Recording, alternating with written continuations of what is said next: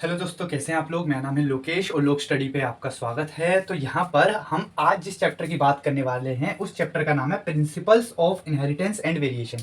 किस चैप्टर की बात कर रहे हैं? हम बात कर रहे हैं principle of inheritance and variation. Biology 12th class का ये चैप्टर है, जेनेटिक्स। ठीक है, तो अब हम इस टॉपिक में जो सबसे पहला हमारे पास पॉइंट आ रहा है वो ये है कि Mendelian law of inheritance. Mendel ने जो लॉ ऑफ इनहेरिटेंस दिए थे उसके बारे में हम मतलब मेंडल कैसे इन लॉ ऑफ इनहेरिटेंस तक पहुंचे इसकी चर्चा करनी है, इसके बारे में हमें जानना है। और यही ये जितने भी मैंने पॉइंट्स लिखे हैं ये सारे के सारे पॉइंट्स एक पोटेंशियल एमसीक्यू हैं। इनमें से कोई सा भी पॉइंट आपको नीट का जो पेपर है उसमें एक एमसीक्यू की फॉर्म में मिल सकता है, इसलिए हर एक पॉइंट आपके लिए बहुत बहुत बहुत इंपॉर्टेंट है। ठीक है, तो पहला जो पॉइंट वो है कि लॉ ऑफ इनहेरिटेंस किसने दिया? तो वो दिया था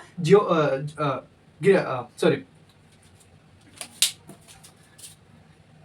हेलो दोस्तों, कैसे हैं आप लोग। मेरा नाम है लोकेश और आपका लोक स्टडी पे स्वागत है। हम वन शॉट ले रहे हैं किसका? Principle of inheritance and variation का जेनेटिक्स चैप्टर का हम वन शॉट ले रहे हैं। 12th क्लास बायोलॉजी का चैप्टर है। तो चलिए बिना किसी देरी के शुरू करते हैं। तो देखिए हमारे पास जो सबसे पहला पॉइंट है वो Mendelian law of inheritance. Law of inheritance किसने दिया? तो वो हमें मेंडल ने दिया था। तो मेंडल क्या है? मेंडल है फादर ऑफ जेनेटिक्स। क्या है? Father of genetics. आपका पहला ही क्वेश्चन है। ठीक है, उसके बाद conduct hybridization experiment on garden pea plant. तो किस प्लांट पे इन्होंने जो है ये जो एक्सपेरिमेंट कंडक्ट किया था वो था गार्डन पी। कौन था? Garden pea plant. और कितने साल के लिए एक्सपेरिमेंट कंडक्ट किया था? 7 ईयर के लिए कंडक्ट किया था। कब से कब तक का टाइम पीरियड था? वो 1856 से लेके 1863 के बीच का टाइम पीरियड था। इन 7 सालों में उन्होंने गार्डन पी के ऊपर हाइब्रिडाइजेशन एक्सपेरिमेंट कंडक्ट किया। और इस एक्सपेरिमेंट में उन्होंने किन स्टेप्स का यूज किया था? तो उन्होंने जो है ब्रीड सिलेक्ट करी। पहला पॉइंट जो उन्होंने यूज किया था वो था सिलेक्शन। तो पहले उन्होंने सिलेक्शन किया कि उनको कौन से कैरेक्टर चाहिए, कौन से पी प्लांट चाहिए। ठीक है, उसके बाद इमेस्कुलेशन किया। इमेस्कुलेशन में क्या होता है? इमेस्कुलेशन के दौरान हम क्या करते हैं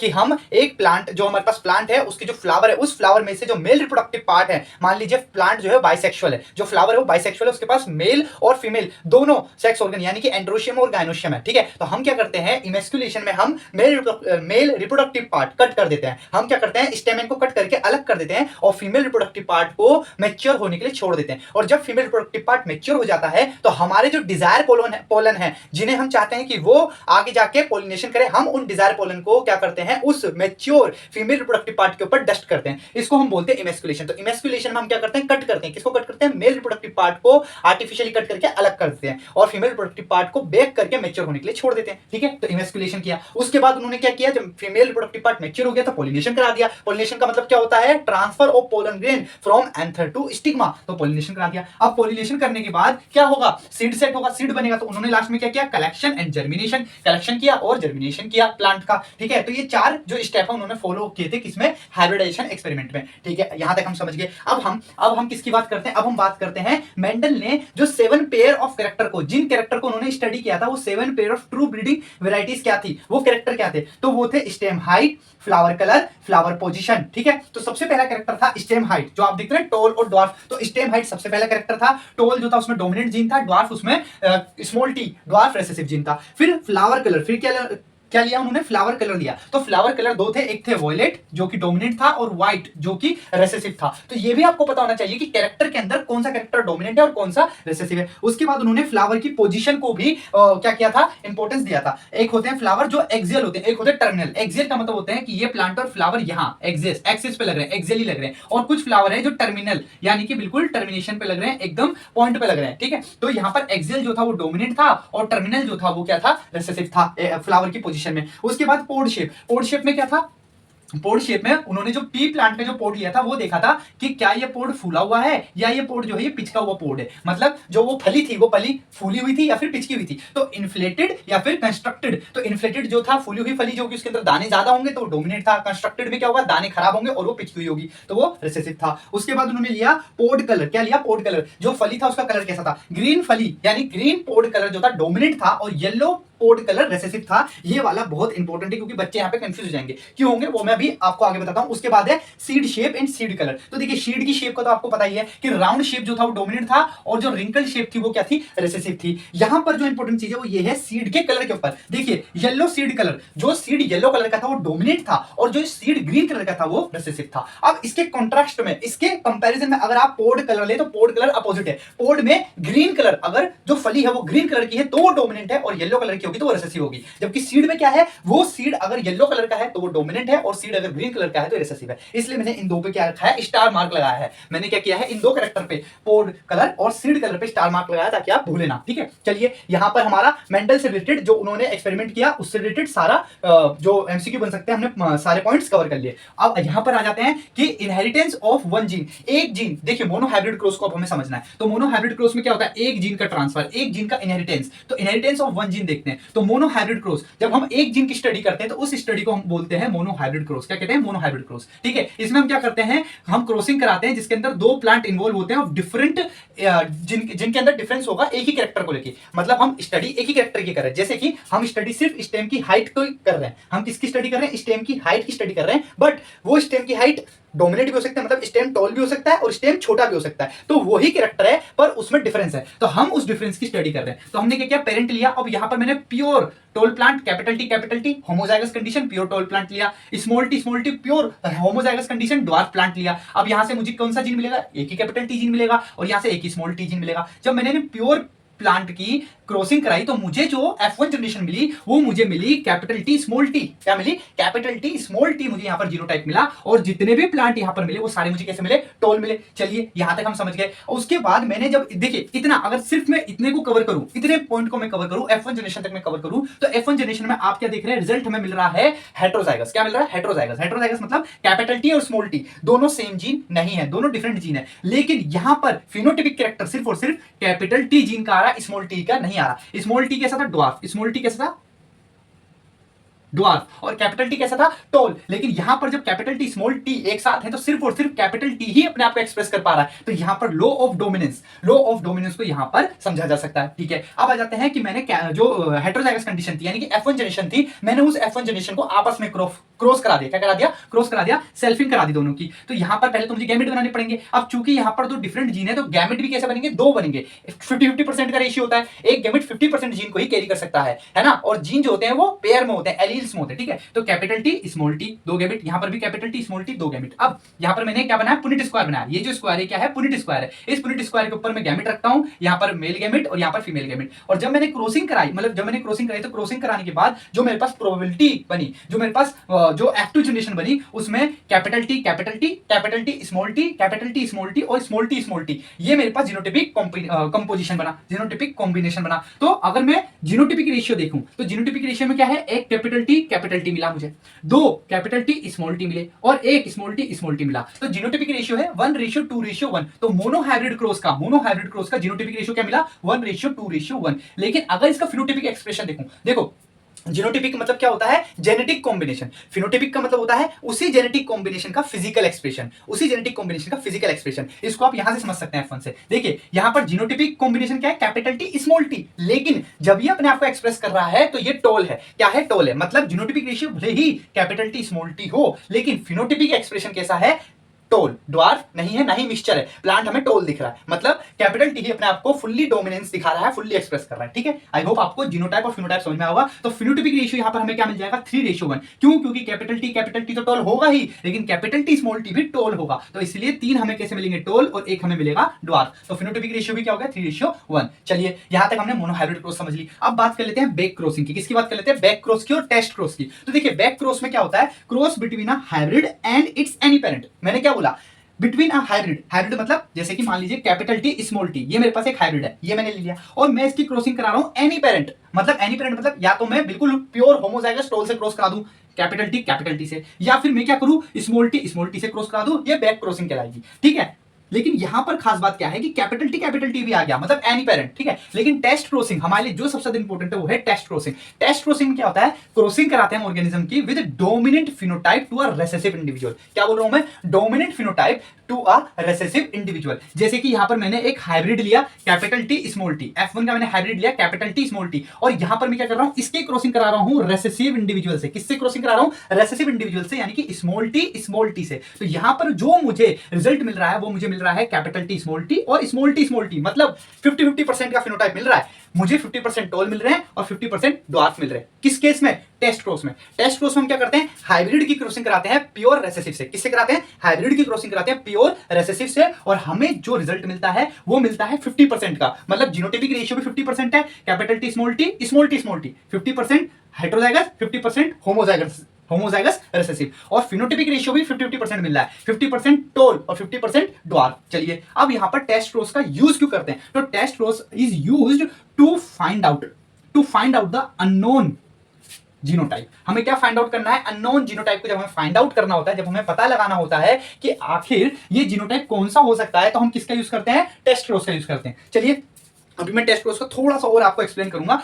इससे पहले हम थोड़ा सा आगे का बस ये लॉस देख लेते हैं, मेंडल प्रिंसिपल और लॉ ऑफ इनहेरिटेंस। देखिए मेंडल के दो लॉ हमें पता चले, एक तो लॉ ऑफ डोमिनेंस मैंने यही एक्सप्लेन कर दिया। तो लॉ ऑफ डोमिनेंस हमें पता क्या चलता है? Character control by factor. देखिए यहां पर जो कैपिटल टी स्मॉल टी क्या है? These are factor. मेंडल ने इन्हें फैक्टर कहा था, और आज की डेट में यही फैक्टर जीन है। इन्हीं फैक्टर को हम जीन कहते हैं, ठीक है। तो हम क्या बोल रहे हैं कि कैरेक्टर कंट्रोल बाय फैक्टर्स, और ये फैक्टर हमेशा पेयर में प्रेजेंट होते हैं। जीन जो होता है हमेशा पेयर में प्रेजेंट होते हैं, उन्हीं को हम एलील कहते हैं। एक दूसरे की क्या हो सकते हैं? या तो ये कॉन्ट्रास्टिंग हो सकते हैं, मतलब अगर एक टोल है तो एक ड्वार्फ हो सकता है, या फिर दोनों सेम भी हो सकते हैं, एक टोल दूसरा भी टोल, एक ड्वार्फ दूसरा भी ड्वार्फ, लेकिन होंगे हमेशा पेयर में। और जब कभी जीन पेयर में होते हैं तो उन्हें हम एलील्स कहते हैं। क्या कहते हैं? एलील्स कहते हैं। तो मैंने क्या बोला? लॉ ऑफ डोमिनेंस के अंडर हमें यह पता चलता है, अगर हेटेरोजाइगस कंडीशन है और एक जीन अपने आप को फुल्ली एक्सप्रेस कर रहा है और दूसरे जीन को वो दबा रहा है, सप्रेस कर रहा है, तो वो जो जीन है जो अपने आप को एक्सप्रेस कर रहा है वो कहलाता है डोमिनेंट जीन। और यही है law of dominance, character control by factor और फैक्टर प्रेजेंट इन पेयर, वो पेयर डोमिनेंट और रिसेसिव का हो सकता है, ठीक है। अब अगला जो लॉ है वो है law of segregation. Law of segregation, ठीक है। तो लॉ ऑफ सेग्रीगेशन में क्या होता है? ड्यूरिंग गैमेट फॉर्मेशन, जब गैमेट फॉर्म हो रहे होते हैं, देखिए यहां तो नहीं पता चलेगा, क्यों? क्योंकि यहां पर होमोजाइगस कंडीशन है, लेकिन हेटेरोजाइगस कंडीशन में आप आइए। हेटेरोजाइगस कंडीशन यानी capital T small T, capital T small T. अब यहां पर देखिए जब गैमेट फॉर्म हो रहे हैं तो जो कैपिटल टी है ये अलग हो गया, स्मॉल टी अलग हो गया, तो यहां पर क्या हो रहा है? जीन सेग्रीगेट कर रहे हैं, जीन अलग हो रहे हैं, एक साथ नहीं जा रहे, जीन एक साथ गैमेट में नहीं जा रहे।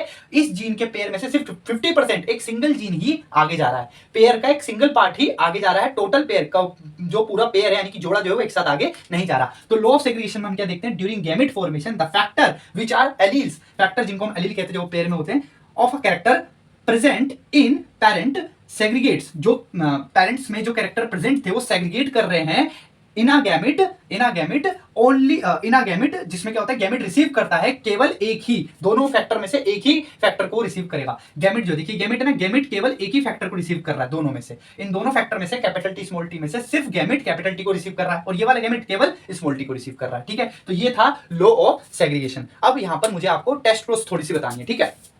तो देखिए थोड़ा टेस्ट क्लोज को और मैं आपको बताता हूं, जो ये लाइन लिखी थी ना कि अननोन जीनोटाइप को फाइंड करने के लिए, तो इस अननोन जीनोटाइप को मैं आपको एक्सप्लेन कर देता हूं कि इस अननोन जीनोटाइप से क्या मतलब है, ठीक है। देखिए मैंने क्या बोला कि जो स्मॉल टी ये तो पक्का है कि एक हमें रेसेसिव पेरेंट चाहिए, ये हमारे पास पक्का है। अब मान लीजिए हमारे पास जनरेशन मिल गई, ठीक है, हमारे पास कोई प्लांट है, हम उसका जीनोटाइप नहीं पता। अब हम टेस्ट प्रोसेस का जीनोटाइप पता लगा सकते हैं, कैसे? देखिए मैं एक काम करता हूं, दो सिनेरियोज लूंगा। पहला सिनेरियो है जिसमें मैं स्मॉल टी को क्रॉस करा रहा हूं कैपिटल टी से, प्योर होमोजाइगस टोल प्लांट, मुझे नहीं पता, ये तो मैं आपके सामने लिख रहा हूं तो आपको पता चल रहा है, इसको आप एक्स मान लीजिए, हमें नहीं पता, ठीक है। जब मैं इसकी क्रॉसिंग कराऊंगा तो इसका गैमेट बनेगा कैपिटल टी, ठीक है, इसका गैमेट बनेगा स्मॉल टी। गैमेट तो आप जितने मर्जी बना लीजिए, लेकिन जो जीन है वो तो एक ही जाएगा, और चूंकि दोनों में फैक्टर सेम है तो सेम फैक्टर ही आएगा। तो कैपिटल टी स्मॉल टी, तो जितने भी आपको ऑफस्प्रिंग मिलेंगे वो कैसे मिलेंगे? All are toll.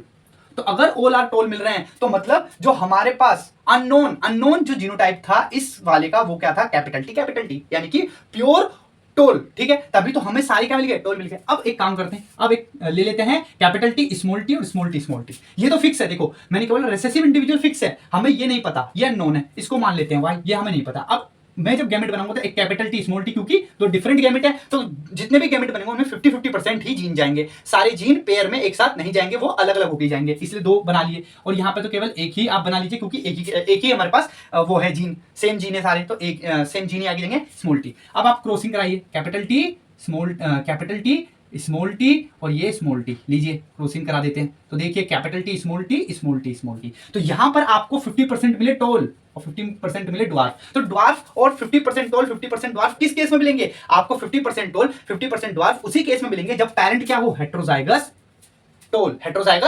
टोल हो, तभी आपको 50% टोल और 50% ड्वार्फ मिलेंगे। और ऑल टोल कब मिलेंगे, सारे टोल कब मिलेंगे, जब पेरेंट क्या हो, प्योर होमोजाइगस टोल। क्या हो पेरेंट, प्योर होमोजाइगस टोल। अगर प्योर होमोजाइगस ड्वार्फ होता तो क्या मिलते, सारे रिसेसिव ही मिलते। सिंपल सी बात है, ठीक है। तो आई होप आपको टेस्ट प्रोस पूरी तरीके से समझ में आ गई होगी, ठीक है। तो अभी तक हमने इनहेरिटेंस ऑफ वन जीन देख ली, यानी मोनोहाइब्रिड क्रॉस देख ली। अब हम किसकी बात करेंगे, इनहेरिटेंस ऑफ टू जीन। किसकी बात करेंगे, इनहेरिटेंस ऑफ टू जीन, ठीक है, यानी कि डायहाइब्रिड क्रॉस की बात करेंगे, ठीक है। तो चलिए शुरू करते हैं। डायहाइब्रिड क्रॉस में क्या है, it is a cross between parents differing in two pair of contrasting character. तो यहां पर आप ध्यान दीजिए कितने कॉन्ट्रास्टिंग कैरेक्टर्स हैं, यहां पर दो कॉन्ट्रास्टिंग कैरेक्टर लिए हैं हमने। कितने लिए हैं, दो कॉन्ट्रास्टिंग कैरेक्टर लिए। पहले उसमें क्या था, एक ही कैरेक्टर था, वो था हाइट या फिर पोड कलर या फिर फ्लावर कलर या फिर flower seed shape, seed colour, ठीक है, ये सब थे। लेकिन हम एक टाइम पे एक ही कैरेक्टर स्टडी कर रहे थे और उसके दो ट्रेट थे, मतलब उस कैरेक्टर के दो फैक्टर्स थे, ठीक है ना, एलील थे। लेकिन यहां पर हम कितने कैरेक्टर स्टडी कर रहे हैं, एक ही टाइम पे दो कैरेक्टर स्टडी कर रहे हैं of two pair of contrasting character, ठीक है ना। अब यहां पर वो दो कैरेक्टर कौन से हैं, वो है शेप और colour, seed shape and colour. तो यहां पर हमने क्या लिया, seed shape and colour. Seed shape and colour हम यहां पर कैरेक्टर ले रहे हैं, एक कैरेक्टर है हमारे पास शेप और एक कैरेक्टर है कलर। तो शेप किससे इंडिकेट हो रहा है, आर से, राउंड एंड रिंकल। और कलर किससे इंडिकेट हो रहा है, वाई से, येलो एंड ग्रीन, ठीक है। चलिए अब यहां पर हम क्या देख रहे हैं, हमारे पास जो पेरेंट है वो प्योर होमोजाइगस है, pure homozygous dominant and pure homozygous recessive. तो यहां पर जो प्योर डोमिनेंट है वो है कैपिटल आर कैपिटल वाई, मतलब राउंड एंड येलो सीड। ये जो सीड है ये कैसा है, राउंड एंड येलो। और ये जो स्मॉल आर स्मॉल वाई कैसा सीड है, रिंकल एंड ग्रीन। कैसा सीड है, रिंकल एंड ग्रीन। चलिए जब हमने इनकी क्रॉसिंग कराई तो जो हमें F1 जनरेशन मिली वो हमें मिली, कैसी मिलेगी, हाइब्रिड हेटेरोजाइगस मिलेगी, क्योंकि दोनों कैरेक्टर आएंगे, है ना। उस जो ये दोनों गैमेट जब मिले तो जो F1 ऑफस्प्रिंग मिली उसके अंदर इन दोनों गैमेट्स के क्या कैरेक्टर है, तो हमें जो F1 जो ऑफस्प्रिंग मिली है वो कैसी है, हाइब्रिड है। हाइब्रिड यानी कि उसके अंदर दोनों ही कैरेक्टर हैं, capital R capital Y small Y. लेकिन according to law of dominance, क्या एक्सप्रेस करेगा, राउंड एंड येलो, यानी कि डोमिनेंट जीन ही अपने आप को एक्सप्रेस करेगा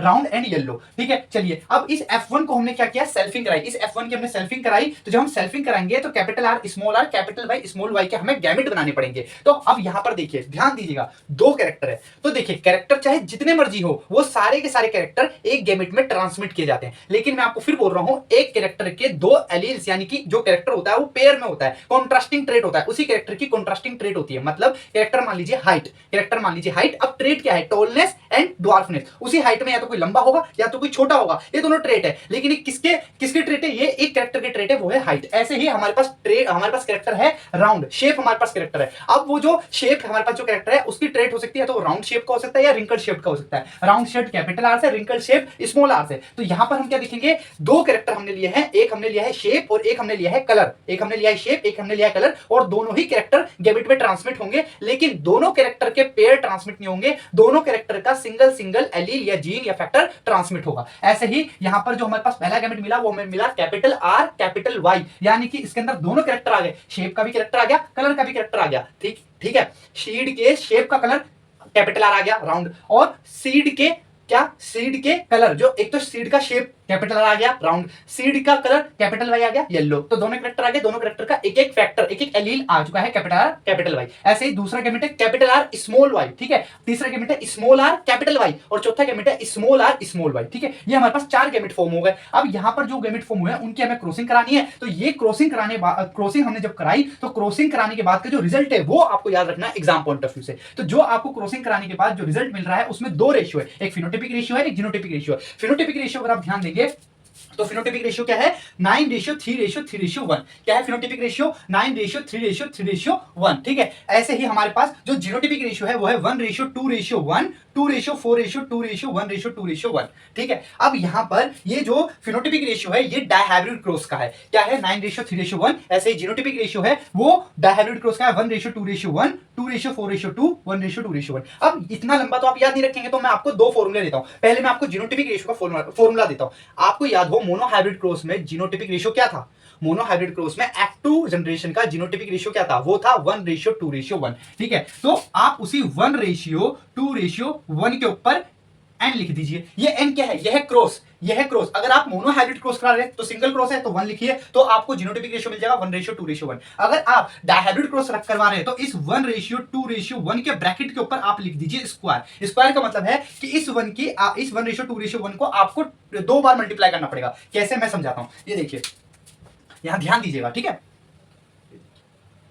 क्योंकि अगर आपने फॉर्मूला लर्न कर लिया तो चाहे मोनोहाइब्रिड क्रॉस हो, चाहे ट्राइहाइब्रिड क्रॉस हो, चाहे टेट्राहाइब्रिड क्रॉस हो, कितनी क्रॉस हो, आप जीनोटाइप निकाल लेंगे इजीली, ठीक है। तो देखिए 1:2:1 मल्टीप्लाई बाय 1:2:1, तो एक बार इस 1 की इस पूरे से मल्टीप्लाई कीजिए तो 1:2:1 आ गया, ठीक है। अब इस 2 की इस पूरे से मल्टीप्लाई कीजिए, इस 2 की इस पूरे से मल्टीप्लाई कीजिए, इस पूरे से, तो क्या आएगा, 2 1 2, 2 2 4, 2 1 2 आ गया। अब जो ये मेरे पास लास्ट वाला 1 बच रहा है, इस लास्ट वाले 1 की फिर इस पूरे से मल्टीप्लाई कीजिए, तो क्या आ जाएगा, रेशियो मेरे पास आ जाएगा 1:2:1। तो देखिए ये आपको क्या मिल गया, डायहाइब्रिड क्रॉस किसका मिल गया, डाई हाइब्रिड क्रॉस का क्या मिल गया, जीनोटाइप मिल गया, ठीक है। ऐसे ही मोनोहाइब्रिड क्रॉस का फिनोटाइप क्या था, 3:1, उसके ऊपर की पावर n लीजिए। अब अगर डायहाइब्रिड क्रॉस है तो इस n को क्या करना है, हमें 2 कर देना है, तो क्या हो जाएगा 3:1 क्रॉस 3:1, 3 1 और 3 3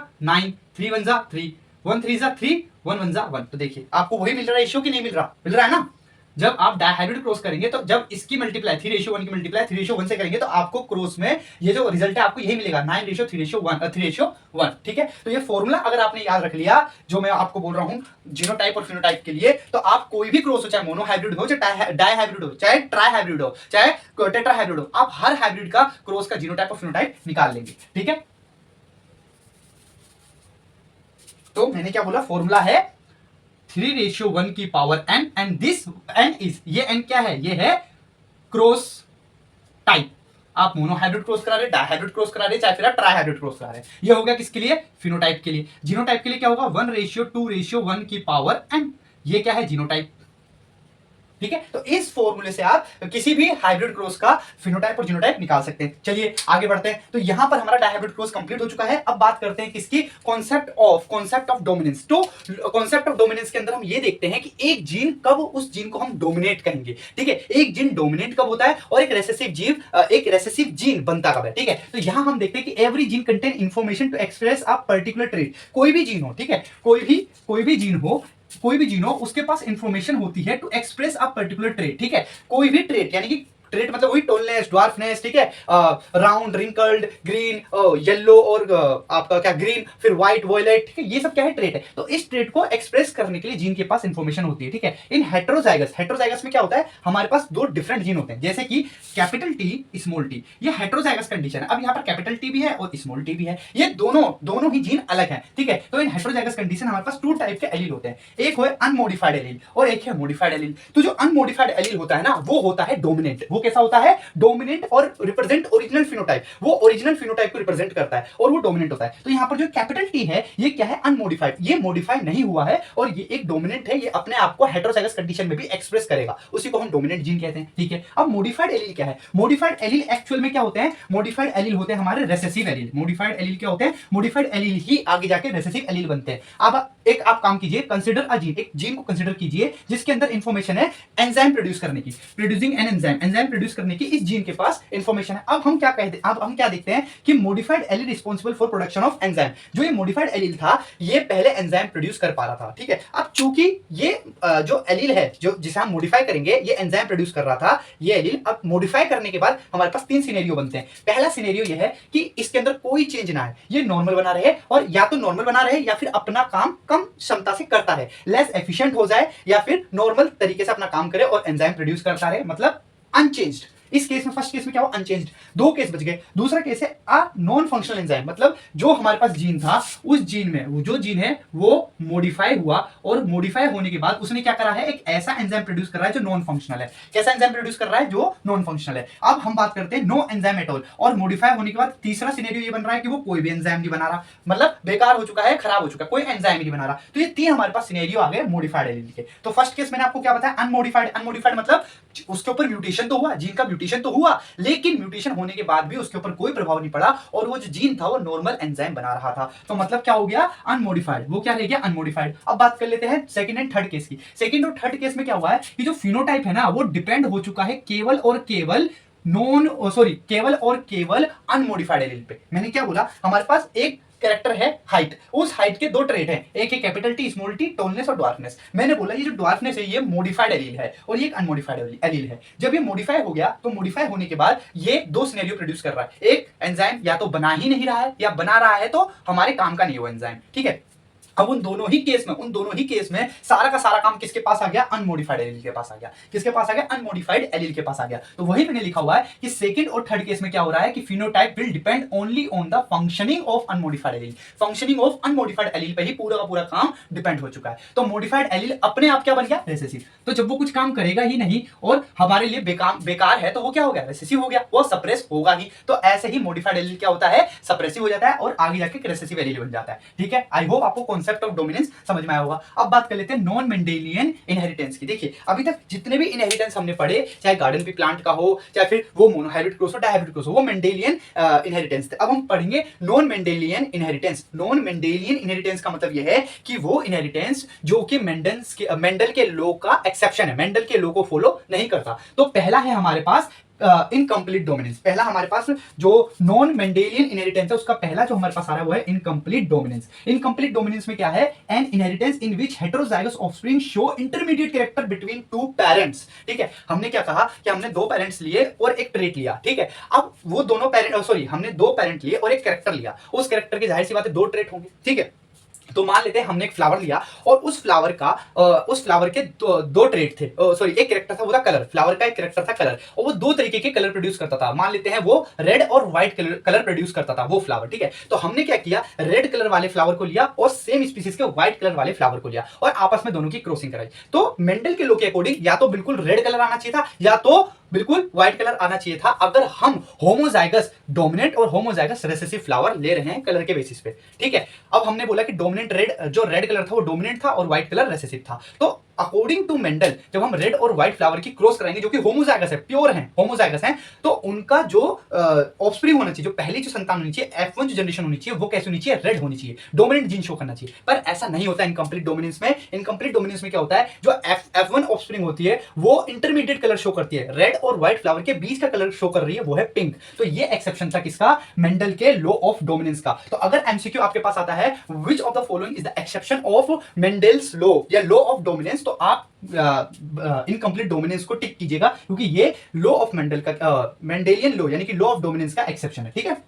तो क्या बोला इसने कि it is an inheritance in which heterozygous offspring show intermediate, क्या बोलो मैं, offspring show intermediate character between two parents. अब इसका एग्जांपल क्या है, बहुत इंपॉर्टेंट एग्जांपल है, मल्टीपल टाइम्स इसके ऊपर एमसीक्यू आ चुका है कि फ्लावर कलर इन स्नैपड्रैगन। और स्नैपड्रैगन के दो नाम आपको याद रखना है, एक तो डॉग फ्लावर, एक एंथीरियम स्पीसीज। क्या है, एंथीरियम स्पीसीज, ठीक है। तो स्नैपड्रैगन को डॉग फ्लावर भी कहते हैं और एंथ्रीनम स्पीसीज भी कहते हैं, ठीक है। तो ये है स्नैपड्रैगन का फ्लावर कलर के ऊपर जो है आगे मैं एक्सप्लेन करूंगा। ऐसे ही सेम फ्लावर कलर एक और प्लांट में वो है मिराबिलिस जलापा। क्या है, मिराबिलिस जलापा, 4 o'clock प्लांट बोलते हैं। तो ये दोनों प्लांट कौन से, स्नैपड्रैगन और मिराबिलिस जलापा यानी 4 o'clock प्लांट, ये दोनों प्लांट ही इनके जो फ्लावर कलर है वो इनकम्प्लीट डोमिनेंस शो करते हैं। तो ये दोनों ही एग्जांपल आपको याद रखने हैं। अब होता क्या है वो एक बार देख लेते हैं। Here cross between homozygous red and white flower. हमने क्या किया, होमोजाइगस रेड फ्लावर और होमोजाइगस व्हाइट फ्लावर को आपस में क्रॉस कराया, तो जो F1 जनरेशन मिली वो पिंक फ्लावर प्रोड्यूस कर रही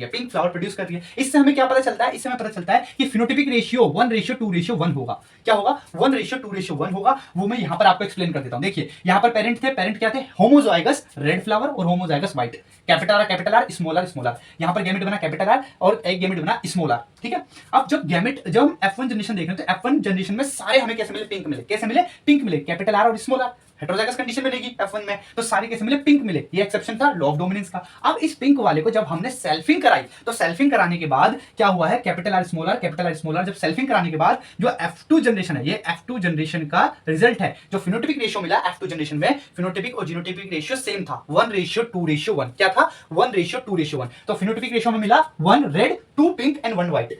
फिनोटिपिक रेशियो में मिला 1 रेड 2 पिंक और 1 व्हाइट। ऐसे ही जीनोटिपिक रेशियो में मिला RR1 capital R small are 2 और स्मॉल आर 1, ठीक है। तो ये हमें रेशियो मिले, ठीक है। तो यहां पर हमारा नॉन मेंडेलियन इनहेरिटेंस का जो पहला जो इनकम्प्लीट डोमिनेंस है वो कवर होता है, ठीक है। तो अब हम किसको देखेंगे, अब हम देखेंगे कोडोमिनेंस को। किसको देखेंगे, कोडोमिनेंस को। तो कोडोमिनेंस क्या होता है, it is an inheritance in which both the allele of a gene are expressed in a hybrid, ठीक है। यहां पर ये कहना क्या चाह रहा है कि ये कहना चाह रहा है कि हमारे पास एक जीन है, ठीक है, उस जीन के अंदर क्या हो रहा है, उस जीन के जो एलील्स है ना, वो दोनों एलील्स अपने आप को क्या कर रहे हैं, एक्सप्रेस कर रहे हैं। जैसे कि एबीओ ब्लड ग्रुपिंग में हम देखते हैं, ह्यूमन बीइंग में क्या होता है, एबीओ ब्लड ग्रुपिंग होती है, हम में क्या होता है, A blood group, B blood group, O blood group, A B blood group मिलता है, ठीक है। तो यहां पर जो जीन है जो ब्लड ग्रुप को कंट्रोल करता है, मतलब कौन सा ब्लड ग्रुप वाला कोई इंडिविजुअल होगा वो एक जीन कंट्रोल करता है, उस जीन का नाम है आई, ठीक है ना। अब ये आई जीन क्या करता है, जैसे कि देखिए, जैसे कि ये एक आरबीसी है, ठीक है। तो इस आरबीसी की सरफेस पे, इस आरबीसी की सरफेस पे ना, ये जो सरफेस है, इस सरफेस पे एक शुगर पॉलीमर रहेगा, एक शुगर का पॉलीमर रहेगा। मान लीजिए ऐसे ये पॉलीमर है, ठीक है। अब ये जो आरबीसी है, इसकी सरफेस पे जो पॉलीमर है, यही पॉलीमर डिसाइड करते हैं कि ये जो ब्लड ग्रुप है, ये ए ब्लड ग्रुप है, बी ब्लड ग्रुप है या फिर ओ ब्लड ग्रुप है। क्यों? क्योंकि ये जो शुगर पॉलीमर है, ये जो शुगर पॉलीमर है, ये है एक तरह के एंटीजेंस। क्या है ये? एंटीजेंस, ठीक है। अब जैसे मान लीजिए ए एंटीजन है तो ये बी एंटीबॉडी को अट्रैक्ट करेगा, बी एंटीजन है तो ए एंटीबॉडी को अट्रैक्ट करेगा। अगर कोई भी एंटीजन नहीं है तो ए और बी दोनों एंटीबॉडीज के लिए क्या होगा, प्रोन होगा, ठीक है। तो आई होप आपको ये समझ में आया होगा, ठीक है। तो मैंने क्या बोला, मैंने ये बोला कि ABO blood grouping is a classical example of codominance, ठीक है। तो एबीओ ब्लड ग्रुपिंग क्या है, कोडोमिनेंस का क्लासिकल एग्जांपल है। तो फिर से मैं बोलता हूं, codominance is an inheritance. Codominance में क्या होता है, ये इनहेरिटेंस का एक टाइप है in which both allele of a gene, एक ही जीन है लेकिन चूंकि हम जानते हैं कि जीन पेयर में होते हैं, तो दोनों एलील उस जीन के अपने आप को एक्सप्रेस करेंगे इन अ हाइब्रिड। जैसे कि यहां पर मैं लेता हूं ए बी ब्लड ग्रुप, मैंने क्या लिया, ए बी ब्लड ग्रुप। तो इस ए बी ब्लड ग्रुप का मतलब है कि जो ये आरबीसी है, ये जो आरबीसी है, इस आरबीसी के ऊपर ए एंटीजन और बी एंटीजन, बी और ए, यानी कि ए एंटीजन का शुगर पॉलीमर और बी एंटीजन का शुगर पॉलीमर दोनों प्रेजेंट होंगे। तो इसकी बॉडी में दोनों ही एंटीबॉडीज नहीं होंगी, ठीक है। तो यहां पर आप समझ गए कि अब यहां पर जो जीन थे, जो जीन आई इसको कंट्रोल कर रहा था, तो अब यहां पर जो जीन आई था वो ए एंटीजन आई ए और बी एंटीजन के लिए आई बी, दोनों ही यहां पर प्रेजेंट है और दोनों ही अपने आप को एक्सप्रेस कर रहे हैं। इसलिए जो ब्लड ग्रुप है वो कौन सा हो गया, ए बी ब्लड ग्रुप, ना कि ए और ना ही बी। दोनों ही जो एंटीजन अपने आप को एक्सप्रेस कर रहे हैं, दोनों ही एलील अपने आप को एक्सप्रेस कर रहे हैं। इस वजह से ये जो ब्लड ग्रुपिंग टाइप है, ये है ए बी ब्लड ग्रुप। क्या है? ए बी ब्लड ग्रुप, ठीक है। तो this gene control the production of sugar polymer. कौन सा जीन? Gene I. जो ये जीन आई है, ये जो जीन आई है, ये कंट्रोल करता है किसको? शुगर पॉलीमर के प्रोडक्शन को, जो मैंने अभी आपको दिखाया, ठीक है ना। That protrude from plasma membrane. अब मैंने क्या बोला था कि ये आरबीसी है, इस आरबीसी की जो प्लाज्मा मेम्ब्रेन है उससे बाहर निकला हुआ है ये शुगर पॉलीमर, है ना। The gene I and B produce a slight different from a sugar while allele I does not produce any sugar. यहां पर हमारे पास तीन क्या बोलते हैं, एलील है, आई ए, आई बी और स्मॉल आई। तो आई ए किसके लिए रिस्पॉन्सिबल है? ए वाले शुगर पॉलीमर के लिए। बी किसके लिए रिस्पॉन्सिबल है? बी वाले शुगर पॉलीमर के लिए। और अगर कोई भी शुगर पॉलीमर नहीं है तो वहां पर कौन सा जीन है? स्मॉल आई, यानी कि कोई भी शुगर पॉलीमर उस आरबीसी के ऊपर नहीं है, ठीक है। तो यहां पर आई ए, आई बी, स्मॉल आई हमें मिल गया। अब मैं यहां आपसे पूछता हूं कि जो ह्यूमन बीइंग है उसमें ब्लड ग्रुप कितने प्रकार के होते हैं? तो आप बोलेंगे सर 4 प्रकार के। ए ब्लड ग्रुप होता है, बी ब्लड ग्रुप होता है, ओ ब्लड ग्रुप होता है और ए बी ब्लड ग्रुप होता है। तो ये आपको फिनोटाइप मिल गए। क्या मिल गए? फिनोटाइप मिल गए हैं। हमारे पास ब्लड ग्रुपिंग में कितने फिनोटाइप होते हैं? 4, ठीक है। और अगर मैं जीनोटाइप की बात करूं तो जीनोटाइप कितने होंगे? तो देखिए, आई ए क्या मिलेगा? Blood group A. I A small I क्या मिलेगा? ब्लड ग्रुप ए, ठीक है। अब बी ब्लड ग्रुप के लिए क्या होगा? आई बी और स्मॉल आई बी और आई बी, ये बी ब्लड ग्रुप के लिए होगा, ठीक है। और अगर मैं बात करूं आई ब्लड ग्रुपिंग की, तो आई ब्लड ग्रुप के लिए क्या होना चाहिए? Small I. और ए बी ब्लड ग्रुपिंग के लिए क्या होना चाहिए? आई ए एंड आई बी। तो अब आप जीनोटाइप गिनिए, 1 2 3 4 5 6। यहां पर ह्यूमन ब्लड ग्रुपिंग में 6 जीनोटाइप है और 4 फिनोटाइप है। आई ए स्मॉल आई दोनों ही क्या है? ए ब्लड ग्रुप के लिए रिस्पॉन्सिबल है। आई बी स्मॉल आई ये दोनों ही क्या है? बी ब्लड ग्रुपिंग के रिस्पॉन्सिबल है। और ए बी ब्लड ग्रुपिंग के लिए एक सिंगल जीनोटाइप है, वो है आई ए आई बी। ऐसे ही ओ ब्लड ग्रुपिंग के लिए एक सिंगल जीनोटाइप रिस्पॉन्सिबल है, स्मॉल आई, ठीक है। तो यहां तक आपको क्लियर हो गया होगा। अब बात करते हैं मल्टीपल एलिलिज्म की। अभी तक हमने कोडोमिनेंस की बात करी, अब बात करेंगे मल्टीपल एलिलिज्म की, ठीक है।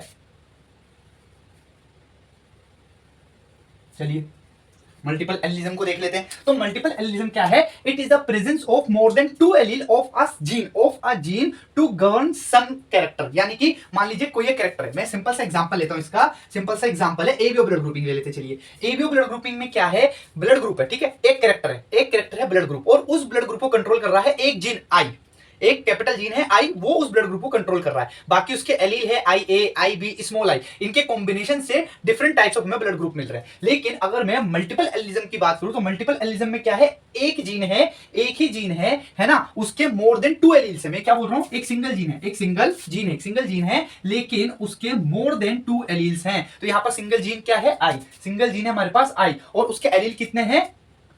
आई ए, आई बी और स्मॉल आई, तो 3 एलील हो गए, मोर देन 2। तो एबीओ ब्लड ग्रुपिंग किसका एग्जांपल है? मल्टीपल एलिलिज्म का। चलिए, अब इन एन इंडिविजुअल ओनली, अब देखिए ये सबसे इंपॉर्टेंट लाइन है जो आपको एज इट इज एमसीक्यू में या फिर ऊपर वाला ये वाला पॉइंट असर्शन में दे देगा और ये रीजन में दे देगा, ठीक है, या फिर नीचे वाला असर्शन में दे देगा, ऊपर वाला रीजन में दे देगा, ठीक है। तो यहां पर ये सबसे इंपॉर्टेंट पॉइंट है कि इन एन इंडिविजुअल, एक इंडिविजुअल में आप जो है मल्टीपल एलिलिज्म को स्टडी नहीं कर सकते। एक सिंगल इंडिविजुअल में हम मल्टीपल एलिलिज्म को स्टडी नहीं कर सकते, और इसका रीजन ये है क्योंकि एक सिंगल इंडिविजुअल में एक कैरेक्टर के लिए 2 ही एलील होते हैं। फॉर एग्जाम्पल, अगर मैं अपने में ही ब्लड ग्रुपिंग की बात करूं, मान लीजिए मेरा ब्लड ग्रुप ए बी है, तो मेरे अंदर ए बी ब्लड ग्रुप है, तो इसके लिए जो एलील है मेरे पास कौन से होंगे? 2 ही तो एलील होंगे, आई ए, आई बी। क्या मेरे पास स्मॉल आई होगा? नहीं। तो अब आप समझ गए ना कि एक सिंगल इंडिविजुअल में आप मल्टीपल एलिलिज्म को स्टडी नहीं कर सकते। इसके लिए आपको किसकी स्टडी करनी पड़ेगी? आपको स्टडी करनी पड़ेगी पॉपुलेशन की। तो मल्टीपल एलिलिज्म के लिए हमें किसको स्टडी करना पड़ेगा? पॉपुलेशन को स्टडी करना पड़ेगा, और हमें सिंगल इंडिविजुअल में मल्टीपल एलिलिज्म की स्टडी नहीं मिल सकती, ठीक है। आई होप आपको ये पॉइंट समझ में आया होगा। अब बात कर लेते हैं पॉलीजेनिक इनहेरिटेंस की। किसकी बात करेंगे? Polygenic inheritance. तो पॉलीजेनिक इनहेरिटेंस क्या होता है? It is the inheritance in which some trait are controlled by several gene. अब देखिए यहां पर एक सिंगल, देखिए मल्टीपल एलिलिज्म, नाम पढ़िए, मल्टीपल एलिलिज्म मतलब एक से ज्यादा एलील। किसके लिए? एक सिंगल जीन के लिए। फिर से बोलता हूं, मल्टीपल एलिलिज्म में क्या है? एक से ज्यादा जीन है, एक से ज्यादा एलील है एक सिंगल जीन के लिए। लेकिन पॉलीजेनिक इनहेरिटेंस में क्या है? एक सिंगल कैरेक्टर है। क्या है? एक सिंगल कैरेक्टर है। उस सिंगल कैरेक्टर को कंट्रोल करने के लिए एक से ज्यादा जीन की जरूरत पड़ रही है। क्या कह रहा हूं? एक से ज्यादा जीन की जरूरत पड़ रही है। तो it is an inheritance in which some trait, कुछ ट्रेट्स हैं जिनको कंट्रोल करने के लिए सेवरल जीन, कई सारे जीन कंट्रीब्यूशन दे रहे हैं, कई सारे जीनों की क्या पड़ रही है? जरूरत पड़ रही है। अब इसका सिंपल सा एग्जांपल है ह्यूमन स्किन कलर और ह्यूमन हाइट। तो चूंकि ह्यूमन स्किन कलर पे एमसीक्यूज बनते हैं, तो हम ह्यूमन स्किन कलर को थोड़ा डिटेल में देख लेते हैं, ठीक है। तो ह्यूमन स्किन जो कलर है, यानी कि जैसा मेरा कलर है, वैसे इंग्लिश मैन जो होते हैं, जो ब्रिटिश होते हैं, उनका स्किन कलर अलग होता है, अफ्रीकन का स्किन टोन अलग होता है, इंडियंस का स्किन टोन अलग होता है, स्किन कलर अलग होता है। और ऐसा क्यों होता है? ऐसा इन जीन की वजह से होता है। ए बी सी, ये 3 जीन है, मैं बोल रहा हूं, ये 3 जीन है जो कि एक सिंगल कैरेक्टर यानी कि स्किन कलर को कंट्रोल कर रहे हैं। कैपिटल है, कैपिटल बी, कैपिटल सी। अगर कैपिटल है, capital B, capital C, capital C, मैं क्या बोल रहा हूं? कैपिटल है, कैपिटल बी, कैपिटल सी। अगर ये जीन एक साथ है, देखिए जीन है तो एलील की प्रेजेंट, एलील यानी पेयर में प्रेजेंट होगा एक सिंगल जीन, और ऐसे ही दूसरा जीन है बी, वो भी पेयर में प्रेजेंट होगा, ऐसे ही तीसरा जीन है सी, वो भी पेयर में प्रेजेंट होगा। मान लेते हैं कि ये सारे पेयर जो है डोमिनेंट है, तो जो इस कॉम्बिनेशन का स्किन कलर होगा कैसा होगा? डार्केस्ट। कैसा होगा? डार्केस्ट। और स्मॉल है, स्मॉल बी, स्मॉल सी, इस वाले का कैसा होगा? लाइटेस्ट, ठीक है। और अगर कैपिटल है, स्मॉल है, capital B, small B, capital C, small C, तो इसका क्या होगा? In between darkest and lightest. तो इसके कॉम्बिनेशन से क्या डिपेंड हो रहा है? एक सिंगल कैरेक्टर डिसाइड, या सिंगल कैरेक्टर डिसाइड हो रहा है मल्टीपल जीन से, वो है स्किन कलर। तो आई होप आपको पॉलीजेनिक इनहेरिटेंस भी समझ में आ गया होगा, ठीक है।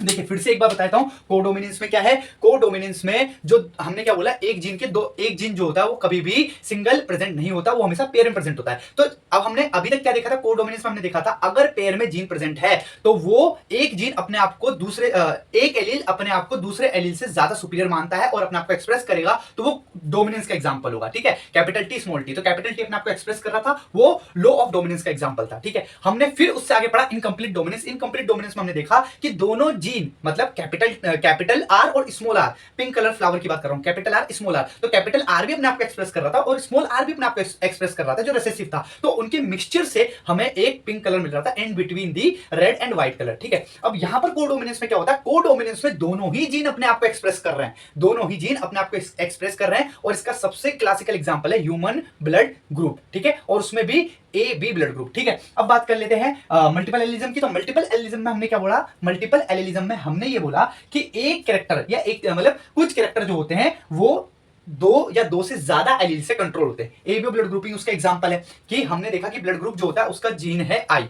अब जीन तो आई है, जीन आई है, लेकिन एलील जो है एक जीन तो नहीं होता, एलील एक से ज्यादा हो सकते हैं। तो आई ए, आई बी, स्मॉल आई, ये तीन एलील थे। ठीक है, अब यहां पर तीन एलील है और एक कैरेक्टर है, वो है ब्लड ग्रुप, तो ये मल्टीपल एलिज्म का एग्जांपल हो गया। पॉलीजेनिक इनहेरिटेंस में हमने क्या देखा, पॉलीजेनिक इनहेरिटेंस में हमने देखा कि एक कैरेक्टर है और उसको एक से ज्यादा जीन, पॉलीजेनिक एक से ज्यादा जीन कंट्रोल कर रहे हैं, उसका एग्जांपल है ह्यूमन स्किन कलर और ह्यूमन हाइट। ठीक है, तो यहां तक आपको क्लियर हो गया होगा। अब बात करते हैं प्लियोट्रोफी, किसकी बात करते हैं, प्लियोट्रोफी की। ठीक है, तो प्लियोट्रोफी में क्या है इज अ सिंगल जीन, प्लियोट्रोफी में भी एक सिंगल जीन है, एग्जिबिट मल्टीपल फिनोटाइपिक एक्सप्रेशन। अब यहां पर देखिए, यहां पर तो हम मल्टीपल जीन्स की बात कर, मल्टीपल एलील्स की, मल्टीपल जीन्स की बात करी हमने पहले, लेकिन प्लियोट्रोफी में क्या है, एक सिंगल जीन है, एक सिंगल जीन है, लेकिन वो मल्टीपल फिनोटिपिक एक्सप्रेशन शो कर रहा है। एक ही जीन है, एक ही सिंगल जीन है, लेकिन वो एक से ज्यादा फिनोटिपिक एक्सप्रेशन शो कर रहा है, तो उसको प्लियोट्रोफी बोला जाएगा। और ऐसे जीन को बोला जाएगा प्लियोट्रोफिक जीन। क्या बोला जाएगा, प्लियोट्रोफिक जीन। अब देखिए इसका मैकेनिज्म क्या है, तो mechanism of pleiotropy is the effect of a gene on metabolic pathway.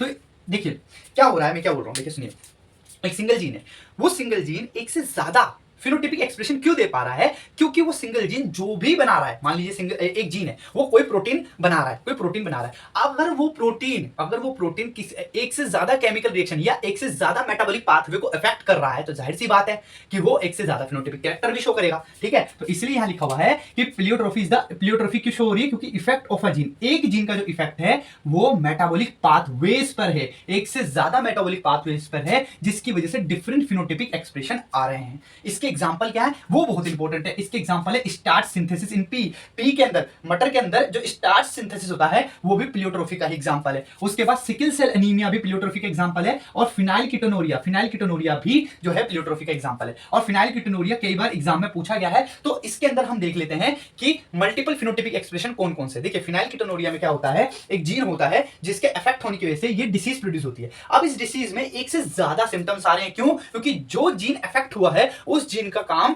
Mental health में भी था, उस जीन का काम स्किन के अंदर जो पिगमेंटेशन है उसके लिए भी था। ठीक है ना, और उस जीन का काम हेयर को मेंटेन करने के लिए भी था। ठीक है ना, जो हेयर है उनको मेंटेन करने के लिए भी था। ठीक है, तो यहां पर तीन, एक से ज्यादा वो फिनोटाइपिक एक्सप्रेशन शो कर रहा है। तो अगर वो जीन डिफेक्ट हो गया, वो जीन खराब हो गया, तो क्या होगा, पेशेंट क्या होगा, मेंटली रिटार्डेड होगा, और रिडक्शन इन हेयर, उसके हेयर कम हो जाएंगे, और जो उसका स्किन पिगमेंटेशन है वो भी कम हो जाएगा। ठीक है, तो ये फिनाइलकीटोनुरिया के सिम्टम्स है, जो क्यों आ रहे हैं, क्योंकि फिनाइलकीटोनुरिया में जीन इफेक्ट हो गया है, जिसकी वजह से यहां वो इन तीनों मेटाबॉलिक पाथवेज को अफेक्ट कर रहा है, और ये हमें सिम्टम्स देखने को मिल रहे हैं। तो ये फिनोटाइपिक एक्सप्रेशन हमें देखने को मिल रहे हैं। तो फिनाइलकीटोनुरिया जो है प्लियोट्रोफी का एग्जांपल है। अब बात कर लेते हैं स्टार्च सिंथेसिस की, किसकी बात करेंगे, स्टार्च सिंथेसिस की बात करेंगे, जिसको थोड़ा डिटेल में बताया। देखिए स्टार्च सिंथेसिस में क्या होता है, it is done by effectively capital B alleles. ठीक है, तो large starch grain are produce. जब कभी ये कॉम्बिनेशन आपको देखने को मिलेगा, तो हमको कैसे स्टार्च ग्रेन देखने को मिलेंगे, बड़े बड़े स्टार्च ग्रेन देखने को मिलेंगे ऐसे।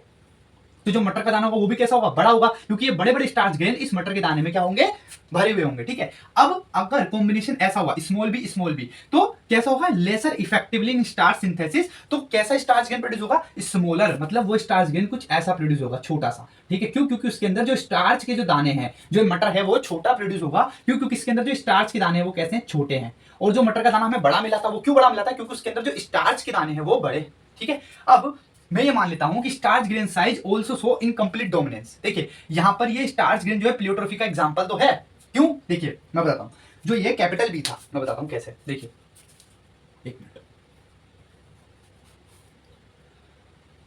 देखिए जो ये कैपिटल बी जीन है, ये क्या कर रहा है, स्टार्च ग्रेन को सिंथेसाइज कर रहा है, स्टार्च ग्रेन को सिंथेसाइज कर रहा है। अब स्टार्च ग्रेन अगर बड़े होंगे, स्टार्च ग्रेन अगर लार्ज होंगे, तो उनके रिस्पॉन्स में उसके रिजल्ट से क्या होगा, मटर का दाना भी बड़ा होगा, मटर के अंदर क्या भरा जा रहा है, स्टार्च ग्रेन, स्टार्च के कण कण भरे जा रहे हैं, इसलिए मटर हमें खाने में मीठी लगती है। ठीक है, अगर वो मटर के दाने के अंदर जो स्टार्च ग्रेन है, स्टार्च के जो दाने हैं वो बड़े बड़े हुए तो मटर का दाना भी क्या होगा, बड़ा होगा। ठीक है, तो स्टार्च ग्रेन का साइज बढ़ा, उसके रिजल्ट से मटर का दाना भी बढ़ गया। तो यहाँ पर दो कैरेक्टर हमें देखने को मिल रहे हैं, एक स्टार्च ग्रेन का साइज और एक मटर का साइज। ठीक है, तो दो कैरेक्टर हो गए, एक सिंगल जीन डिसाइड कर रहा है, तो प्लियोट्रॉफी का एग्जांपल हो गया। अब बात कर लेते हैं कि इनकम्प्लीट डोमिनेंस का एग्जांपल क्यों है। इनकम्प्लीट डोमिनेंस का एग्जांपल क्यों है, देखिए आप ये ध्यान रखिएगा कि इनकम्प्लीट डोमिनेंस का एग्जांपल स्नैपड्रैगन भी था और इनकम्प्लीट डोमिनेंस का एग्जांपल स्टार्च ग्रेन साइज भी है।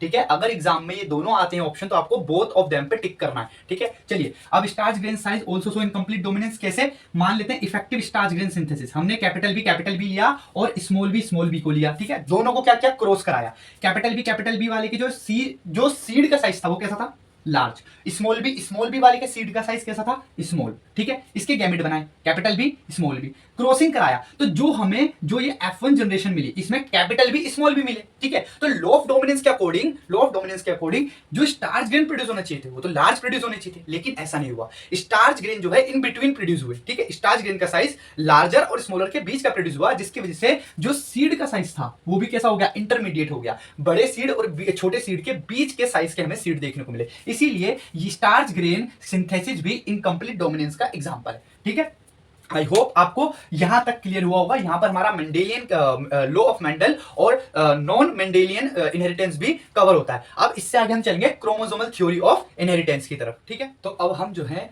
मेंडल का जो वर्क था, ठीक है, एक बात मैं आपको बताना चाहता हूं कि जो मेंडल का वर्क था वो 1900 तक ना पब्लिश ही नहीं हुआ था। तो आपके पास ये एमसीक्यू आ सकता है कि ऐसा क्या कारण थे कि मेंडल का वर्क 1900 तक अनरिकॉग्नाइज रहा। तो इसके पीछे जो है चार इंपॉर्टेंट पॉइंट्स हैं। सबसे पहला है communication was not so easy at that time, मतलब उस समय क्या था, कम्युनिकेशन इतना इजी नहीं था। आज के समय में व्हाट्सएप करते, टेलीग्राम करते, उस समय ऐसा कुछ भी नहीं था, तो कम्युनिकेशन वाज नॉट इजी। और दूसरा था कि मेंडल ने अपने जो समझ थी फैक्टर्स को लेके और जो भी वो एक्सपेरिमेंट कर रहे थे गार्डन पे प्लांट्स पे, उन सबको उन्होंने कंक्लूजन निकालने के लिए कि ये जो फैक्टर्स हैं ये रिस्पॉन्सिबल कैरेक्टर्स को कैसे कैरी फॉरवर्ड करते हैं नेक्स्ट जनरेशन में, इस सब चीजों को समझने के लिए और समझाने के लिए पहली बार मैथमेटिक्स का यूज किया था बायोलॉजी में। तो mathematical approach was new, mathematical approach new थी और अनएक्सपेक्टेड थी। ठीक है ना, उस समय के कई सारे बायोलॉजिस्ट मैथमेटिक्स को इंटीग्रल पार्ट नहीं मानते थे, मैथमेटिक्स को यूज नहीं करते थे बायोलॉजी में, तो उनके लिए अनएक्सेप्टेड था।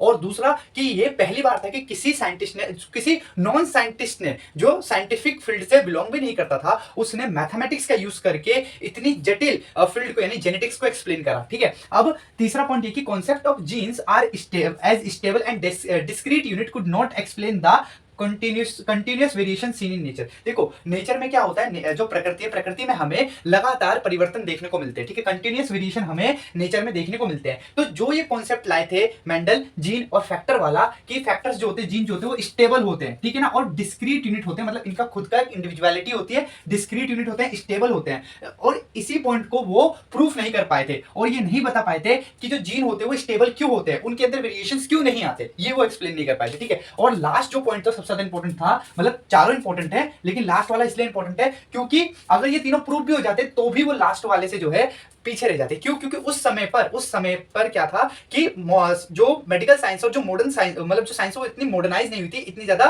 डेवलप नहीं हुई थी। तो लास्ट पॉइंट है could not give physical proof for existence of factors genes. तो जीन्स और फैक्टर्स का फिजिकल एग्जिस्टेंस, फिजिकल प्रूफ वो नहीं दे पाए थे। ठीक है ना, तो could not give physical proof for existence of factor. जिन फैक्टर्स की वो बात कर रहे थे जो वो आंखों से भी नहीं देख सकते, उनका फिजिकल प्रूफ वो कहां से देते। तो ये चार पॉइंट है जिसकी वजह से मेंडल का जो वर्क है वो 1900 तक, 1900 तक अनरिकॉग्नाइज्ड रहा। ठीक है, अब क्या हुआ 1900 में ही तीन scientist de Vries, Correns and von Tschermak, de Vries, Correns and von Tschermak, ये तीनों साइंटिस्ट ने इंडिपेंडेंटली, एक साथ नहीं, इंडिपेंडेंटली मेंडल के वर्क को दोबारा, मतलब मेंडल के एक्सपेरिमेंट को दोबारा क्या करा, परफॉर्म करा और उन्होंने रीडिस्कवर करा मेंडल के रिजल्ट को। उन्होंने पाया कि मेंडल ने जो रिजल्ट निकाले थे वही सेम रिजल्ट हमें मिल रहे हैं। तो they rediscover the Mendel's result independently, collectively नहीं, इंडिपेंडेंटली। अब यहां तक तो मेंडल की बात हो गई। अब यहां पर हमारे पास क्या हुआ, क्रोमोसोम भी पिक्चर में आ चुके थे क्योंकि 1900 का दौर था, था, माइक्रोस्कोप इजाद हो चुका था, माइक्रोस्कोप का इन्वेंशन हो चुका था, लोग बड़ी बहुत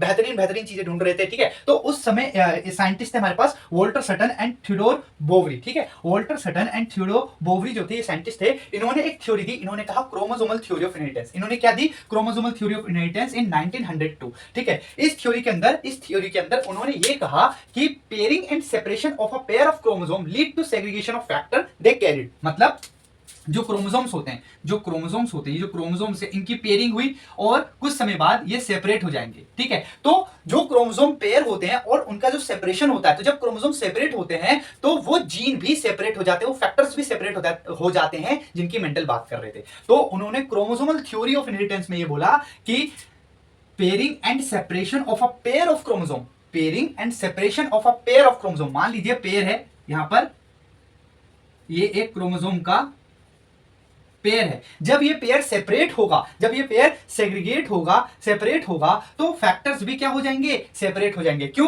क्योंकि ये क्रोमोसोम्स अपने साथ उन फैक्टर्स, उन जीन को भी ले जाएंगे। ये क्रोमोसोमल थ्योरी ऑफ इनहेरिटेंस में सटन एंड बोवरी ने कहा, ठीक है। अब सटन ने एक कदम आगे बढ़े और सटन ने क्या किया? सटन ने क्रोमोसोमल थ्योरी ऑफ इनहेरिटेंस को लिया और मेंडल्स के प्रिंसिपल्स को लिया और दोनों को मिला दिया।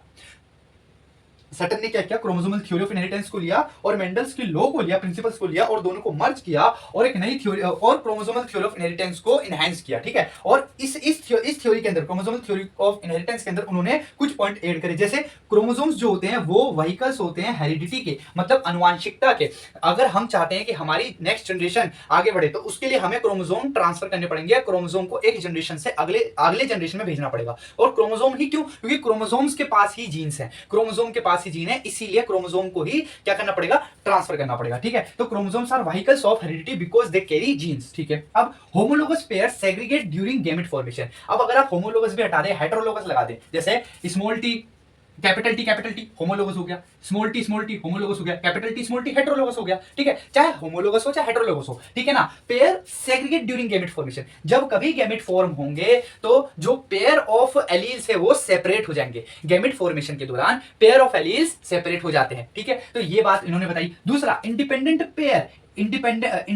Pair segregate independently of each other. अब इसका क्या मतलब है? देखिए, इंडिपेंडेंट पेयर जैसे कि टोलनेस, ठीक है। अब मैं पी प्लांट का एग्जांपल लेता हूं। पी प्लांट में स्टेम की हाइट, ठीक है, और सीड का कलर, ये दो अलग कैरेक्टर हैं, तो क्या ये एक दूसरे पे डिपेंड कर रहे हैं? नहीं। इनका असॉर्टमेंट, इनके जो सेग्रीगेशन है वो एक दूसरे पे डिपेंड नहीं करता, तो ये इंडिपेंडेंटली सेग्रीगेट हो रहे हैं। जरूरी नहीं है कि अगर कोई पी प्लांट है, जैसे सीड है, अब एक सीड का कलर येलो है, ठीक है, तो वो कैपिटल टी के साथ ही येलो सीड का कलर एसोसिएटेड हो। जैसे कैपिटल टी टोलनेस के रिस्पॉन्सिबल है, ठीक है ना, और जो हमारा कैपिटल वाई है वो येलोनेस के लिए रिस्पॉन्सिबल है। तो जरूरी नहीं कि कैपिटल वाई जो एलील है वो कैपिटल टी एलील के साथ जुड़ा हुआ हो, ठीक है। अगर ये दोनों कैरेक्टर जुड़े हुए नहीं है तो ये इजीली क्या हो जाएंगे? सेग्रीगेट कर जाएंगे, अलग अलग चले जाएंगे। टोल प्लांट के अंदर हमें ग्रीन सीड भी देखने को मिल सकता है और ड्वार्फ प्लांट के अंदर हमें येलो सीड भी देखने को मिल सकता है, ये पॉसिबिलिटी भी है। तो इसका मतलब क्या हुआ कि independent pair segregate independently of each other, ना कि एक दूसरे को खींच के लेके जाएंगे एक दूसरे के साथ, ठीक है। अगर वो इंडिपेंडेंट है एक दूसरे से, जैसे कि ये एक मिनट, अच्छा आपने ऊपर का तो समझ ही लिया, तो मैं ऊपर का रब कर देता हूं, यहां समझाता हूं, ठीक है। जैसे कि ये एक क्रोमोसोम है, ठीक है, और हमारे पास ये एक दूसरा क्रोमोसोम है। अब इस क्रोमोसोम पे जो है कैपिटल टी है और इस क्रोमोसोम पे जो है येलो कलर का सीड का येलो कलर के लिए कैपिटल वाई है, ठीक है। अब ये दोनों जो क्रोमोसोम्स हैं, ठीक है, ये एक दूसरे से लिंक नहीं है, ठीक है। लिंक इन द सेंस इनकी पेयरिंग नहीं है, और अगर पेयरिंग नहीं है, पेयरिंग भी नहीं कहें, अगर हम ऐसा कहें कि ये दोनों जो जीन है एक दूसरे से लिंक नहीं है, ऐसा कहना सही है। अगर मान लीजिए ये कैपिटल वाई वाला इस क्रोमोसोम पे प्रेजेंट होता तो कुछ हद तक ये लिंक होते, ठीक है, तब इनके सेग्रीगेशन मुश्किल हो सकता था। लेकिन ये कैपिटल टी जो है एक दूसरी क्रोमोसोम पे है और ये कैपिटल वाई जीन एक दूसरे क्रोमोसोम पे है, तो दोनों लिंक नहीं है, तो दोनों इंडिपेंडेंटली असॉर्ट हो जाएंगे, दोनों इंडिपेंडेंटली नेक्स्ट जनरेशन में गैमेट्स में जा सकते हैं, ठीक है। आई होप आपको ये वाला पॉइंट क्लियर हुआ हो, ठीक है। चलिए अब आगे बढ़ते हैं। आगे यहां पर है इट इज नोन एज, अब जो ये इंडिपेंडेंट असॉर्ट हुए हैं, ये जो पेयर्स इंडिपेंडेंटली असॉर्ट हुए हैं, अलग हुए हैं, इसी लोगो को बोला जाता है इंडिपेंडेंट असॉर्टमेंट, इसी लोगो को बोला जाता है इंडिपेंडेंट असॉर्टमेंट। अगर आपको याद हो capital R capital Y small Y, ठीक है, तो यहां पर मैंने क्या बोला था, जरूरी नहीं है कि कैपिटल आर जो कि राउंड सीड के लिए रिस्पॉन्सिबल है उसके साथ हमेशा कैपिटल वाई यानी येलो कलर का जीन जाए, जरूरी नहीं है। हमने देखा था कि कैपिटल आर के साथ स्मॉल वाई भी जा रहा था, तो दोनों ही कैरेक्टर इंडिपेंडेंट थे एक दूसरे से, इसलिए कॉम्बिनेशन किसी का किसी के साथ भी बन रहा था, कुछ फिक्स नहीं था। ठीक है, तो इसी को बोलते हैं इंडिपेंडेंट असॉर्टमेंट। ठीक है, अब genes are present on chromosome, hence genes and chromosome show similar behaviour. अब ये तो मैं स्टार्टिंग से बताता आ रहा हूं कि जो क्रोमोसोम है, क्रोमोसोम के ऊपर ही क्या प्रेजेंट है, जीन। क्या प्रेजेंट है, जीन। तो जैसा बिहेवियर जीन का होगा, सॉरी जैसा बिहेवियर क्रोमोसोम का होगा, सेम बिहेवियर जीन का होगा। ठीक है, तो ये सारे जो पॉइंट्स थे ये किसके अंदर बताए गए, क्रोमोसोमल थ्योरी ऑफ इनहेरिटेंस के अंदर बताए गए। तो आपको एक भी पॉइंट नहीं छोड़ना है, ये सारे पॉइंट आपको याद होने चाहिए, किसी के ऊपर भी कैसा भी क्वेश्चन फ्रॉम बन सकता है। ठीक है, अब इसके बाद हम बात करते हैं कि क्रोमोसोमल थ्योरी ऑफ इनहेरिटेंस। चलो ये तो थ्योरी है, अब इस थ्योरी को पक्का करने के लिए किसी ने कोई एक्सपेरिमेंटल प्रूफ दिया? बिल्कुल, इसको एक्सपेरिमेंटली प्रूफ किया था थॉमस हंट मॉर्गन ने। थॉमस हंट मॉर्गन ने क्रोमोसोमल थ्योरी ऑफ इनहेरिटेंस का एक्सपेरिमेंटल प्रूफ दिया था, और इस एक्सपेरिमेंटल प्रूफ के लिए उन्होंने जो एक्सपेरिमेंटल मटेरियल यूज किया था वो एक फ्रूट फ्लाई थी, एक ऐसी फ्लाई जो कि फ्रूट्स के ऊपर बैठती है, फ्रूट के ऊपर फीड करती है, वो फ्रूट फ्लाई थी ड्रोसोफिला मेलेनोगैस्टर। क्या थी? ड्रोसोफिला मेलेनोगैस्टर। ठीक है, अब मैं ये क्वेश्चन भी आ सकता है कि जो मॉर्गन साहब ने ड्रोसोफिला मेलानोगेस्टर को ही क्यों चुना? ठीक है, वो किसी और दूसरे एक्सपेरिमेंटल मटेरियल को भी तो चूज कर सकते थे ना, उन्होंने ड्रोसोफिला मेलानोगेस्टर को क्यों चुना? तो इसके कुछ पॉइंट्स है जो हमको याद रखना है। पहला कि they can grow on simple synthetic medium, वो सिंपल सिंथेटिक मीडियम में यानी कि लैब में इजीली ग्रो करी जा सकती थी किसी भी सिंथेटिक मीडियम के ऊपर। ठीक है, दूसरा शॉर्ट जनरेशन टाइम, यानी कि वो जो फ्रूट फ्लाई थी वो अपनी लाइफ साइकिल 2 हफ्ते में पूरी कर लिया करती थी, तो रिजल्ट जल्दी से जल्दी मिलते थे। ठीक है, breeding can done through out the year, और पूरे साल हम उसको ब्रीड करा सकते थे, ऐसा कोई फिक्स्ड सीजन नहीं था कि ये जो फ्रूट फ्लाई है ये इसी सीजन में ब्रीड करेगी, ये पूरे साल हम इसे ब्रीड करा सकते थे, पूरे साल हम इससे प्रोजेनी प्रोड्यूस करवा सकते थे। ठीक है, अब एक ही सिंगल मीटिंग में ये जो फ्रूट फ्लाई थी 100 ऑफ प्रोजेनी प्रोड्यूस करती थी, तो बेटर रिजल्ट हमें दिखते थे। चौथा कि male and female flies easily distinguish, male और फीमेल फ्लाइज को हम आराम से डिफरेंशिएट कर सकते थे कि मेल फ्लाई है फीमेल फ्लाई है। क्यों? क्योंकि फीमेल फ्लाई का जो साइज था वो मेल फ्लाई से बड़ा था। ठीक है, तो इजीली पता चल जाता था। और लास्ट पॉइंट ये था कि कई सारे हेरिडिटरी वेरिएशन ऐसे थे जो कि लो माइक्रोस्कोप में भी देखने को मिलते थे, हमें हाई माइक्रोस्कोप या फिर एडवांस माइक्रोस्कोप की जरूरत नहीं थी। ठीक है, तो लो पावर माइक्रोस्कोप में भी हम जो थे कई सारे हेरिडिटरी वेरिएशंस देख सकते थे। तो ये पॉइंट्स आपको याद रखने हैं कि हमने ड्रोसोफिला मेलेनोगेस्टर यानी कि फ्रूट फ्लाई, इसको एक्सपेरिमेंटल मटेरियल हंट मॉर्गन जी ने क्यों चुना। ठीक है, अब बात करते हैं हंट मॉर्गन साहब ने theory of chromosomal theory of inheritance को कैसे प्रूव किया। देखिए, हंट मॉर्गन साहब ने ड्रोसोफिला मेलानोगेस्टर के ऊपर सेक्स लिंक्ड जीन की स्टडी करी थी। ऐसे जीन जो कि सेक्स लिंक्ड हो, जो सेक्स क्रोमोसोम पे लिंक्ड हो, ऐसे जीन्स की उन्होंने स्टडी करी। तो यहां पर थॉमस हंट मॉर्गन साहब ने देखा कि जो मेंडल का जो वेरिएशन था ना, वैसे वेरिएशन उन्हें नहीं मिल रहे थे, उससे हटके वेरिएशंस मिल रहे थे। और इसका उन्होंने कारण बताए दो, एक था लिंकेज, दूसरा था रिकॉम्बिनेशन। ठीक है, एक था लिंकेज, दूसरा था रिकॉम्बिनेशन। अब लिंकेज क्या होता है? लिंकेज ये होता है physical association 2 or more gene on a chromosome. जैसे कि मान लीजिए ये एक क्रोमोसोम है। ठीक है, मैंने क्या बोला? ये एक क्रोमोसोम है। अब इस क्रोमोसोम पे जीन होंगे। अब एक जीन तो नहीं होगा ना क्रोमोसोम पे, कई सारे जीन होंगे। तो यहां पर ये एक जीन है और एक जीन यहां है। ठीक है, अब एक दूसरा क्रोमोसोम लेते हैं। ठीक है, और इस दूसरे क्रोमोसोम पे हम देख रहे हैं कि ये जीन एक यहां है और एक यहां है। तो बस आप मुझे ये बताइए कि इन दोनों क्रोमोसोम में आपको कुछ डिफरेंस दिख रहा है? पहले वाले क्रोमोसोम में क्या डिफरेंस है कि दोनों जीन अच्छी खासी दूरी पे है, और जो दूसरा जो क्रोमोसोम है उसमें 2 जीन है वो बहुत पास है। तो ये जो बहुत पास है ना, इसी को बोलते हैं फिजिकल एसोसिएशन। क्या बोलते हैं इसको बोलते हैं फिजिकल एसोसिएशन। ठीक है, of the gene on a chromosome. और इसी को थॉमस हंट मॉर्गन साहब ने कहा लिंकेज। क्या बोला? लिंकेज। अब जितना ज्यादा लिंकेज होगा उतना ही कम हमें नए वेरिएशंस देखने को मिलेंगे, और जितना कम लिंकेज होगा यानी कि जितनी ज्यादा दूर क्या होंगे, जीन होंगे क्रोमोसोम पे, उतने ही ज्यादा हमें वेरिएशन देखने को मिलेंगे। तो ये पॉइंट आपको याद रखना है। ठीक है, आई होप आपको लिंकेज और रिकॉम्बिनेशन समझ में आएगा। तो लिंकेज क्या है? Physical association of 2 or more gene on a chromosome and they do not show independent assortment, और ये इंडिपेंडेंट असॉर्टमेंट शो नहीं करेंगे इजीली। ये भी आपको पता चल गया। अब रिकॉम्बिनेशन क्या होता है? Recombination is the generation of non parental gene combination, it is occur due to crossing over. अब देखिए, अगर हम थोड़ा सा हम अपने 11th क्लास पे जाएं तो वहां पर हमने क्रॉसिंग ओवर वाला कॉन्सेप्ट पढ़ रखा है। क्रॉसिंग ओवर में क्या होता है कि जैसे कि ये हमारे पास क्या है, एक क्रोमोसोम है और यहां पर मेरे पास दूसरा क्रोमोसोम है, ऐसे करके कुछ। ठीक है, तो क्रॉसिंग ओवर में क्या होगा, ये जो क्रोमोसोम है इसे अपना थोड़ा हिस्सा ट्रांसफर कर देगा और ये जो क्रोमोसोम है ये अपना थोड़ा हिस्सा इसे ट्रांसफर कर देगा। तो अगर हम जब कॉम्बिनेशन देखेंगे तो हमें कुछ ऐसा और कुछ ऐसा कॉम्बिनेशन देखने को मिलेगा। इसको बोलते हैं क्रॉसिंग ओवर। क्या बोलते हैं इसे? क्रॉसिंग ओवर बोलते हैं। तो रिकॉम्बिनेशन जो होता है वो क्रॉसिंग ओवर से प्रोड्यूस होता है, और जितना ज्यादा लिंकेज होगा उतना ही क्या होगा, वेरिएशन या रिकॉम्बिनेशंस कम होंगे। और लिंकेज को तोड़ने का सिंपल सा काम है क्रॉसिंग ओवर का। जितना ज्यादा क्रॉसिंग ओवर होगा उतना ही कम लिंकेज होगा। ठीक है, तो आई होप आपको लिंकेज और रिकॉम्बिनेशन समझ में आएगा। अब बात कर लेते हैं टाइटली लिंक्ड जीन्स की और लूजली लिंक्ड जीन्स की। जो मैंने अभी बताया कि ये हमारे पास दो क्रोमोसोम है, हमारे पास क्या है, यहां पर दो क्रोमोसोम्स हैं। ठीक है, और मैंने बोला एक क्रोमोसोम पे जीन यहां पर है और एक क्रोमोसोम पे जीन यहां पर है।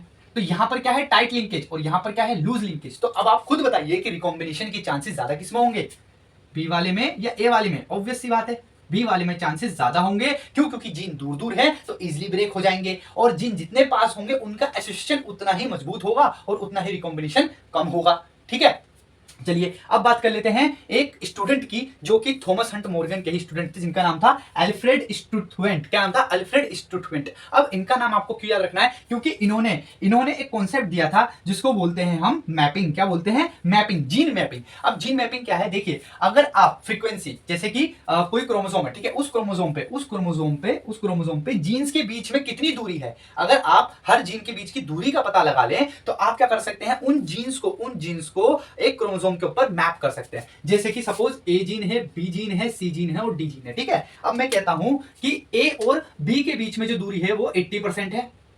ठीक है, और ए और सी के बीच की दूरी है 60%। ठीक है, और मैं कहता हूं ए और डी के बीच की दूरी है कितनी, 20%। ठीक है, और मैं ये कह रहा हूं कि सी और डी के बीच की दूरी है 20%। तो यहां पर मैं क्या देख रहा हूं, देखिए समझने का पॉइंट ऑफ व्यू। ठीक है, यहां पर मैं ये कह रहा हूं कि ये मेरे को दूरी का पता लग गया। ठीक है, ये मैंने बस एक एग्जांपल लिया, दूरी का पता लग गया है। अब मैं यहां पर एक जीन बनाता हूं। ठीक है, अब मैं टॉप पे रखता हूं ए जीन। तो ए के नीचे कौन आना चाहिए? ए के नीचे मैं देखता हूं कि ए की सबसे कम दूरी किसके साथ है, डी के साथ। चलो, डी आ गया। अब डी की ए के बाद सबसे कम दूरी किसके साथ है, सी के साथ। ठीक है, और ए की सबसे ज्यादा दूरी किसके साथ है, बी के साथ। सबसे लास्ट में कौन आ गया, बी। तो यानी कि ए जो है सबसे टॉप पे रहेगा, बी सबसे लास्ट में, ए के पास डी रहेगा, और डी और सी के बीच की दूरी भी नॉर्मल है, मतलब पास पास है तो रहेगा। और बी और सी, यहां से हमें पता चल गया कि बी और सी के बीच की दूरी भी कम है। ठीक है, ज्यादा किसके बीच की दूरी है, ए और बी की। तो इस दूरी के हिसाब से, ठीक है ना, मैंने क्या बोला, दूरी के हिसाब से, डिस्टेंस के हिसाब से मैंने क्या किया, जीन के ऊपर, क्रोमोसोम के ऊपर जीन की मैपिंग कर दी। इसी को बोलते हैं जीन मैपिंग। तो यूजिंग या used recombination frequency between gene pair for measuring distance between gene and map their position on the chromosome. और इसी को कहते हैं जीन मैपिंग, और इसको दिया था अल्फ्रेड स्टुटवेंट ने। किसने दिया था? Alfred Sturtevant, student of Thomas Hunt Morgan. ठीक है।